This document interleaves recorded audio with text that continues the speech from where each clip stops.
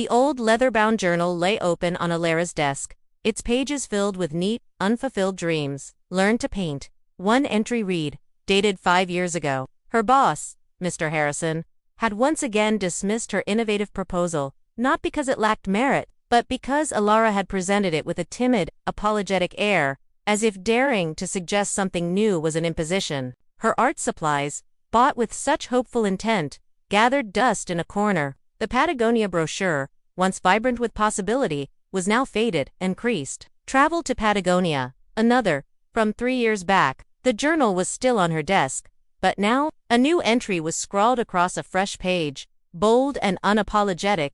Lived. The ache in her chest was gone, replaced by a thrilling lightness.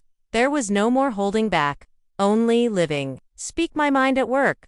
A more recent one, barely a month old. Each wish was a whisper, never a roar. Ilara, a creature of quiet routine and meticulous planning, had always believed in caution, in waiting for the right moment, which, she was discovering, never truly arrived. Today, however, felt different. A dull ache had settled in her chest, a weariness born not of exertion, but of unspoken desires. She picked up a pen, her hand hovering over a blank page. The usual urge to plan, to strategize, to find the safest path, was there. She thought of the vibrant colors she longed to mix, the crisp mountain air of Patagonia, the confident tone she wished she'd used with Mr. Harrison.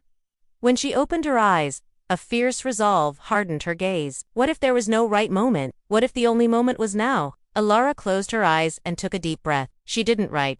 Instead, she stood up, walked to the corner, and pulled out her easel. This time, her voice was clear, her posture straight, her eyes meeting his directly. She presented her ideas, not as suggestions, but as solutions, backing each point with conviction. By the end, he was nodding, a thoughtful expression on his face. Ilara, he said, this is excellent. Let's discuss implementation. She squeezed generous dollops of crimson, cerulean, and gold onto her palette, ignoring the voice that whispered, "What if you mess it up?" She picked up the largest brush she owned and, with a sudden surge of exhilaration, slashed a bold stroke of red across the canvas. It wasn't perfect, but it was hers. The next morning, Ilara walked into Mr. Harrison's office, her proposal clutched in her hand. That evening, as she packed a small bag, a one-way ticket to Santiago, Chile, tucked inside, Ilara smiled.